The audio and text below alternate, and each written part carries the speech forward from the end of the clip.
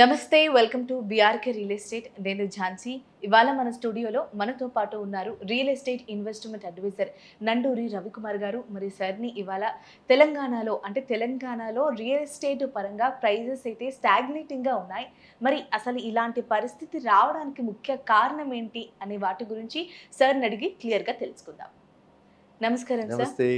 Sir, మన తెలంగాణలో real estate పరిస్థితి స్టాగ్నేటింగ్గా ఉంది అని అంటున్నారు సార్. దానికి అసలు ముఖ్య కారణం ఏంటి? అంటే ఉన్న పలంగా ప్రైజెస్ ఇలా తగ్గిపోవడానికి కానీ, అలా స్టాగ్నేటింగ్గా ఉండడానికి కానీ అసలు మెయిన్ రీజన్ ఏంటి సార్? మరి ముఖ్యమంత్రి మారడం వల్లనా? అంటే ప్రజలకు కొంచెం ఆ మైండ్ సెట్ ఉంది సార్, ఎందుకు సడన్గా తగ్గిపోయాయి అనే ఆలోచన ఉంది సార్. దీనికి ఏమంటారు? చాలా కరెక్ట్ అబ్బా ఇది. ఎందుకంటే ఎవరైనా ఎప్పుడైనా సరే ఇండస్ట్రీ సైకిల్ అని ఒకటి ఉంటుంది. Okay sir. ప్రతి ఇండస్ట్రీకి కూడా అలా కొంతకాలం పెరిగి తర్వాత మళ్ళీ డౌన్ అయ్యి మళ్ళీ పెరిగి ఇలా సైక్లికల్గా మూవ్మెంట్ ఉంటుంది అనమాట. సైక్లికల్ మూవ్మెంట్ అంటారు ఇండస్ట్రీ సైకిల్స్. ఒకటి మనకి తెలంగాణలో ఆ సైక్లికల్ ఇండస్ట్రీ ఎఫెక్ట్ కూడా ఉంది. మనకి తెలంగాణ పోరాటం జరుగుతున్నప్పుడు ఆ రోజుల్లో నాకు బాగా గుర్తుంది. అర్థమైందా? 2012లో ప్రైసెస్ బాగా పడిపోయాయి. 2007లో పీక్ వెళ్ళిన మార్కెట్ 2007 నుంచి 14 దాకా అలా పరిస్థితి పడుతూనే ఉన్నాయంటే ఒక 7 ఏళ్ళు. ఇటు పొలిటికల్ ఫ్రంట్లో చూస్తే ఇక్కడ మన తెలంగాణ పోరాటం ఆ రోజున ఎంతో అనిశ్చితతో కూడినటువంటి వాతావరణం, భయాందోళనకి గురవుతున్నటువంటి వాతావరణం, అంటే అపోహలకి కూడా గురవుతున్నటువంటి అపోహలు. భయాందోళన అంటే అవన్నీ అపోహలు అనమాట, నిజాలు కాదు కదా. ఏమవుతుందో అని అది నిజాలు కాదు కదా. నిజాలైతే మరి ఇంతమంది ఎందుకుంటారు ఇవాళ? కాబట్టి అవన్నీ ఉన్న ఆ పరిస్థితుల్లో ఎవరైతే ఇన్వెస్టర్స్ ఇక్కడ పెట్టడానికి మగ్గు చూపించాలి ఆ రోజున. అలాంటిది మనకి ఆ రోజున గవర్నమెంట్ తెలంగాణ రావటము, ఇక్కడ డెవలప్మెంట్స్ జరగటము 2021 కల్లా మళ్ళీ 7 ఇయర్స్, 14 నుంచి 2021 7 ఇయర్స్ పీక్ వెళ్ళిపోయింది. మళ్ళీ ఎంత పీక్ వెళ్ళిపోయి మనకి కోకాపేటలో ఒక ఎకరం 100 కోట్స్కి అమ్ముడుపోవటం, ఆల్ ఇండియాలో రికార్డు క్రియేట్ చేయటం హైదరాబాద్. ఇంకా మళ్ళీ ఇంకా హైదరాబాద్లో ఇంకా మనం కొనుక్కోలేమేమో అన్నంత అంతటువంటి ఉత్కంఠత అనమాట. అంతే ఆనందం ఒక పక్కన కొనుక్కున్న వాళ్ళకి, లేని వాడికి అయ్యో జై జారిపోయింది అనుకుంటూ బాధపడటం, ఇలాంటివన్నీ చూసాం మనం. ఆ తర్వాత 22 నుంచి ఎప్పుడైతే పార్లమెంట్ ఎలక్షన్స్ వచ్చాయో, పార్లమెంట్ ఎలక్షన్స్ వచ్చాక ఆటోమేటిక్గా ఎప్పుడైనా సరే ఎలక్షన్స్ వచ్చినప్పుడు ఇది ఒక మనకు చూస్తున్న ట్రెండ్ అనమాట. డబ్బులన్నీ కూడా ఎలక్షన్స్లో పెట్టుబడి పెడతాయి. ఎలక్షన్స్ కూడా మనకి డెమోక్రసీలో అది కూడా ఒక పెట్టుబడే, అది కూడా ఒక వ్యాపారమే. రాజకీయం కూడా ఒక వ్యాపారం అయిపోయింది, తెలుసుకోవాలి. అర్థమైందా? సో రాజకీయాల్లోకి వ్యాపారంగా ఈ పెట్టుబడులన్నీ, ఈ డబ్బులన్నీ అక్కడికి వెళ్ళాయి. ఆ ఎలక్షన్స్ అయిపోయినాయి, మళ్ళీ బయటికి వచ్చావు, మళ్ళీ ఏదో మార్కెట్లో పర్వాలేదు మూవ్ అవుతుందని చెప్పి అనుకుంటే అసెంబ్లీ ఎలక్షన్స్. అవును సార్, కంటిన్యూగా ఉంటాయి సార్. ఏవో ఒక ఎలక్షన్స్ అయితే ఖచ్చితంగా ఉంటాయి సార్. దాంతో ఏమైపోయింది, కాస్త ఊపందుకుంటున్నాడు అనుకున్న మన తెలంగాణ రియల్ ఎస్టేట్ ఆ డబ్బులన్నీ మళ్ళీ దీనిలోకి వెళ్ళిపోయింది. వెళ్ళిపోవటం, దీనికి తోడు అటుపక్కన స్టాక్ మార్కెట్లో ఒక్కసారిగా వేవ్ వచ్చింది, భూమి వచ్చేసింది. అరే రియల్ ఎస్టేట్లో ఎందుకు పెట్టడం, స్టాక్ మార్కెట్లో పెడితే నాకు 6 నెలల్లోనే డబల్ అయిపోతుంది అని కొంతమంది అట్లా వేలం వెరిగా అటువైపు పెట్టుబడి పెట్టేశారు. సో అన్ని విధాలుగా దీనికి పార్లమెంట్ ఎలక్షన్స్, అసెంబ్లీ ఎలక్షన్స్, ఆ తర్వాత గవర్నమెంట్ మారటం, గవర్నమెంట్ మారాక ఇప్పుడు ఏమిటి, ఇక్కడ గవర్నమెంటే మారటం కాకుండా పక్కన స్టేట్లో కూడా గవర్నమెంట్ మారటం, అక్కడ చంద్రబాబు నాయుడు గారు రావటం వల్ల అక్కడేదో జరిగిపోతుందని చెప్పి అక్కడి నుంచి ఇక్కడికి వచ్చి పెట్టుబడులు పెట్టేవాళ్ళు ఇక్కడ పెట్టుబడులు తీసేసి మళ్ళీ అక్కడ కొంతమంది వెళ్ళిపోవటం, ఇవన్నీ కాక ట్రంప్ గారు యాడెడ్ ఎఫెక్ట్ చూస్తున్నాం కదా. ఏ రోజు ఏ రాత్రి ట్రంప్ ఏం అనౌన్స్ చేస్తాడో తెలియదు. 50% పన్నులు పెంచేశారు సార్ ముడి సరుకులపై.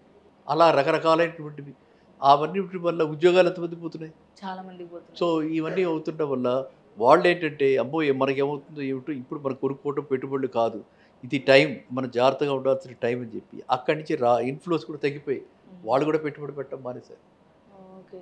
సో ఇవన్నీ కారణాల వల్ల, ప్లస్ మీరు అన్నట్టుగా ముఖ్యమంత్రి గారు మారటం, ఆయనది ఇంకా క్లారిటీ రాకపోవటం, ఆయన డెవలప్మెంట్ తీసుకురావడం, అమ్మో అది ఇంకా గుడ్డె గాబరా. హైడ్రా అంటే గుడ్డె గాబరా అయిపోయింది. ఆ హైడ్రా ఏ రోజున ఎక్కడ ఏది కూర్చొస్తున్నారో తెలియట్లేదు.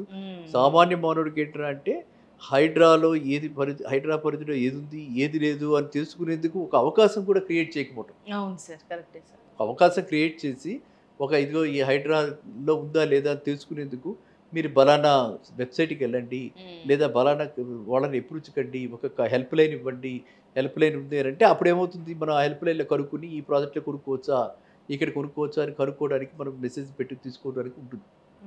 కానీ ఇవాళ అది లేదు కదా.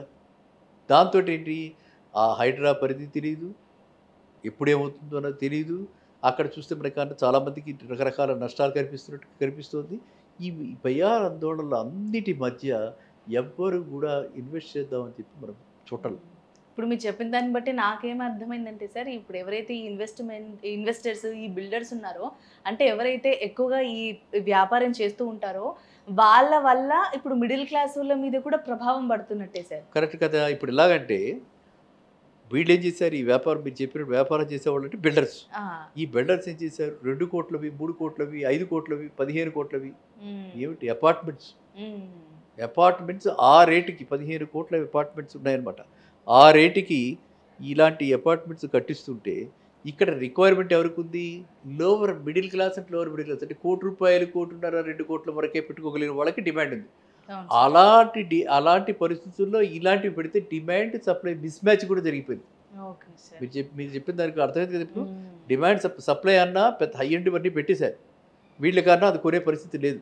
కాబట్టి వీళ్ళు ఎంత ఎదురు చూస్తున్నారు, తగ్గితే నా రీచ్కి వస్తుంది, నేను 1,50,00,000 పెడదాం అనుకున్నా, ఓకే 1,75,00,000 అయినా పర్వాలా.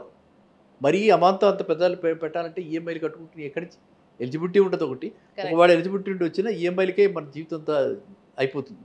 కరెక్టే సార్. ఒక రకంగా అసలు యుద్ధాలు జరిగినా, లేకపోతే ఏదైనా పొలిటికల్గా ఏదైనా జరిగినా కూడా ఇండైరెక్ట్గా ఈ రియల్ ఎస్టేట్ పైన కూడా ప్రభావం పడుతుంది.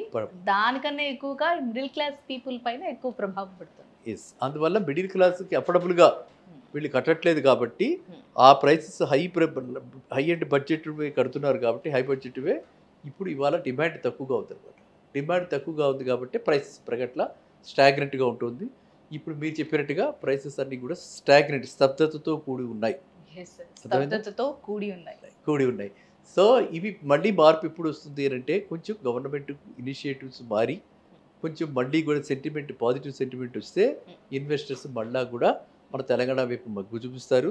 కాబట్టి ఇది ఫస్ట్ అంటే ఎవరైతే లాంగ్ టర్మ్ ఇన్వెస్టర్స్ ఉన్నారో వాళ్ళందరూ కూడా ఇప్పుడే ఇదే మరి సరైన తరుణం, సరైన సమయం వాళ్ళు పెట్టుకోవడానికి తెలంగాణలో.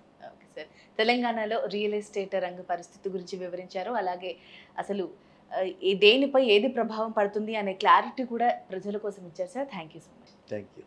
చూసారు కదా, రియల్ ఎస్టేట్ రంగంలో పెట్టుబడులు పెట్టడానికి ఇది కరెక్ట్ సమయం అని సార్ అయితే చెప్తున్నారు. స్టాగ్నేటింగ్ పరిస్థితి అయితే ఖచ్చితంగా ఉంది. ఇప్పుడు మీరు ఒకవేళ వీడియో కనుక చూసినట్టయితే మీకు అర్థమయ్యే ఉంటుంది, ఎక్కడ యుద్ధాలు జరిగినా, లేకపోతే గవర్నమెంట్ మారినా, ఏమైనా ఎలక్షన్స్ జరిగినా వీటన్నిటి ప్రభావం కూడా దీని మీద పడుతుంది. మెయిన్గా రియల్ ఎస్టేట్ రంగంపై పడుతుంది. సో ఈ వీడియో కనుక మీకు నచ్చినట్టయితే లైక్ చేయండి, షేర్ చేయండి, సబ్స్క్రైబ్ చేయండి. ఇది వాళ్ళ ఎపిసోడ్. మరొక ఎపిసోడ్లో మళ్ళీ కలుద్దాం. నమస్తే.